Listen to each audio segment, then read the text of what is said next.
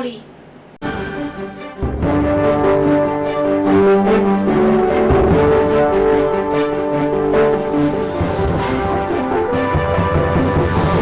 ठाणे महानगरपालिकेच्या वतीने बोरिवडे मैदान, कासारवडोली येथे आरक्षण व सुविधा भूखंड विकसित करण्याच्या कार्यक्रमांतर्गत बांधण्यात येत असलेल्या धर्मवीर आनंदीगे क्रीडा संकुलाचे भूमिपूजन परिवहन मंत्री प्रताप सरनाईक यांच्या हस्ते करण्यात आले.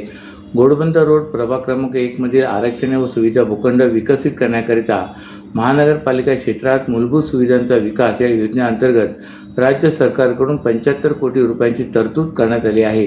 त्यातून बोरिवडे मैदान विकसित करून धर्मवीर आनंदीगे क्रीडा संकुल बांधण्यात येणार आहे.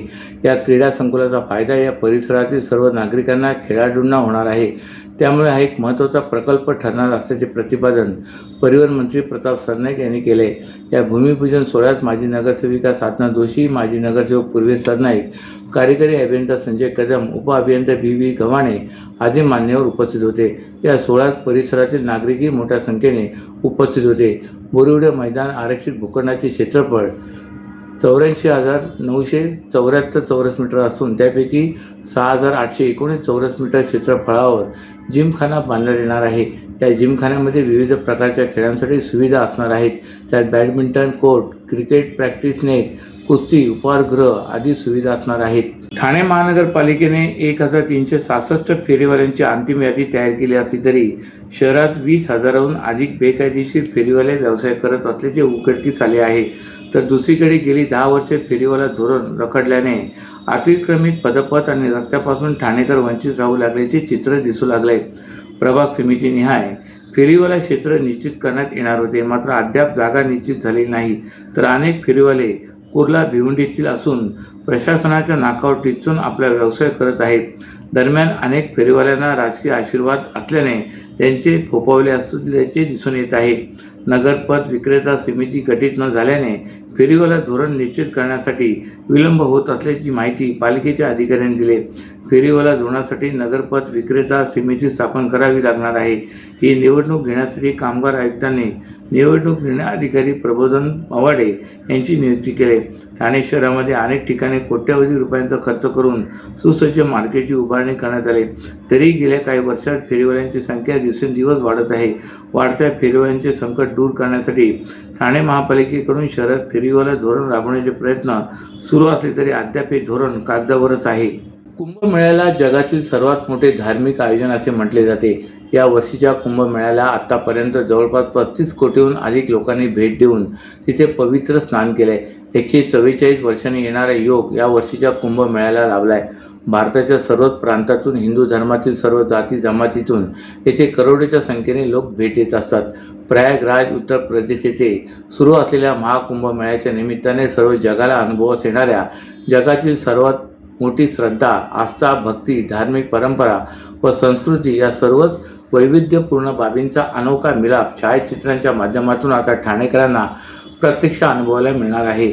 सुप्रसिद्ध वैद्यकतज्ञ व पर्यावरण कार्यकर्ते डॉक्टर महेश बेडेकर यांनी नुकतीच प्रयागराज येथील कुंभमेळ्याला भेट दिली. कुंभमेळ्यातील अलौकिक असे भारावून टाकणारे काही क्षण त्यांनी आपल्या कॅमेऱ्यात बंदिस्त केलेत.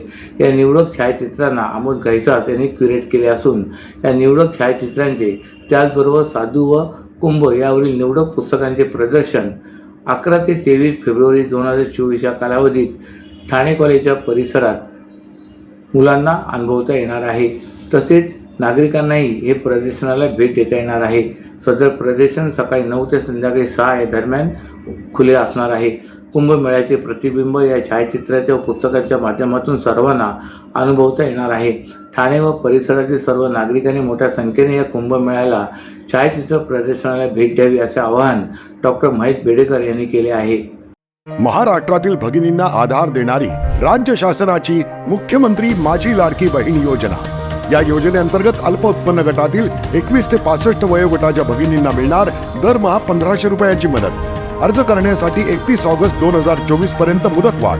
कुटुंबाचं वार्षिक उत्पन्न 2.5 लाख रुपयांपेक्षा कमी असलेल्या महिला पात्र.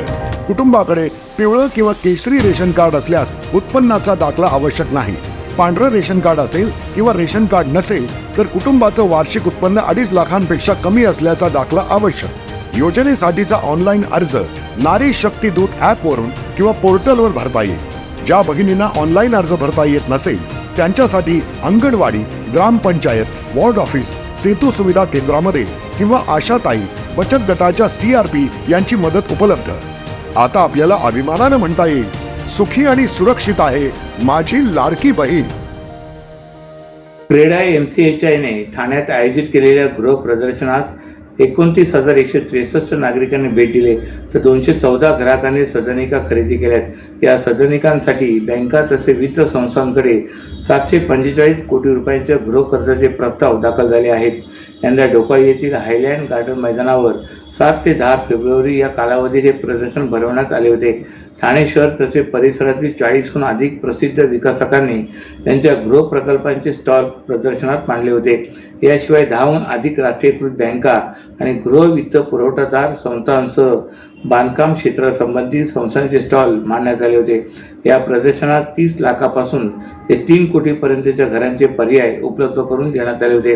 या ठिकाणी कार्यालयाच्या वास्तूंचे पर्याय उपलब्ध करून देण्यात आले होते.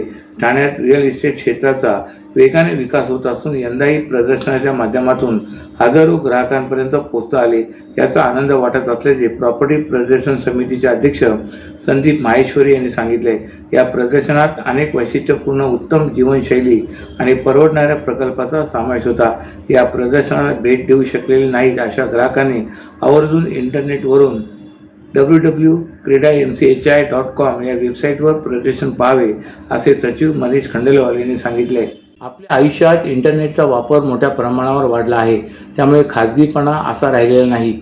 मोबाईलमुळे आपला प्रवास, आवडीनिवडी या सगळ्यांचा डेटा गोळा केला जात असतो. अशा काळात इंटरनेटचा सुरक्षित वापर करणे, त्याबद्दल सजग असणे ही अत्यंत आवश्यक गोष्ट झालेली आहे.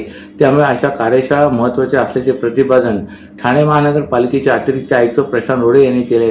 ठाण्याचे जिल्हाधिकारी अशोक शिंगारे आणि ठाणे महापालिका आयुक्त सौरभ राव यांच्या निर्देशानुसार आज 11 फेब्रुवारी रोजी सुरक्षित इंटरनेट दिनाचे औचित्य साधून महापालिका मुख्यालयातील कैलासवासी नरेंद्र बल्लाळ सभागृहात कार्यशाळेचे आयोजन करण्यात आले होते. इलेक्ट्रॉनिक्स आणि माहिती तंत्रज्ञान मंत्रालयाअंतर्गत राष्ट्रीय सूचना विज्ञान केंद्र NIC यांच्या सहकार्याने या कार्यशाळेचे आयोजन करण्यात आले होते. त्यास अतिरिक्त आयुक्त संदीप माळवी, उपायुक्त GG गोदेपुरे, उपायुक्त सचिन सांगळे, ठाणे जिल्हा सूचना विज्ञान अधिकारी नरेंद्र भांबरे आदी यावेळी उपस्थित होते. फेब्रुवारी महिन्याच्या दुसऱ्या मंगळवारी जगभरात सुरक्षित इंटरनेट दिन साजरा केला जातो. यावर्षी सगळ्यांच्या सहकार्याने उत्तम इंटरनेट या संकल्पनेवर आधारित जनजागृती कार्यशाळांचे देशभरातील सर्व जिल्ह्यात आयोजन करण्यात आले असल्याची माहिती जिल्हा सूचना विज्ञान अधिकारी नरेंद्र भांबरे यांनी दिले. सायबर गुन्ह्यांचे प्रमाण खूप वाढले, त्याला पायबंद घालण्यासाठी जनजागृती हेच मोठे शस्त्र आहे. सायबर गुन्ह्याला नागरिकांनी बळी पडू नये, त्यांचे नुकसान होऊ नये यासाठी ही कार्यशाळा होत असल्याचे श्री भांबरे यांनी स्पष्ट केले.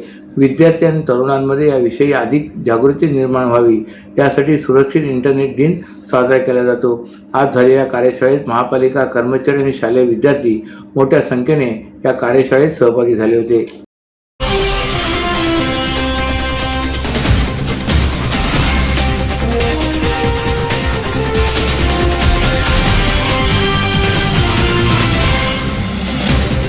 तर या होत्या आजच्या काही ठळक घडामोडी. तर पुन्हा भेटू याच वेळी याच ठिकाणी. ठाणे दर्पण या वृत्तवाहिनीचे प्रसारण YouTube वर पाहायला विसरू नका.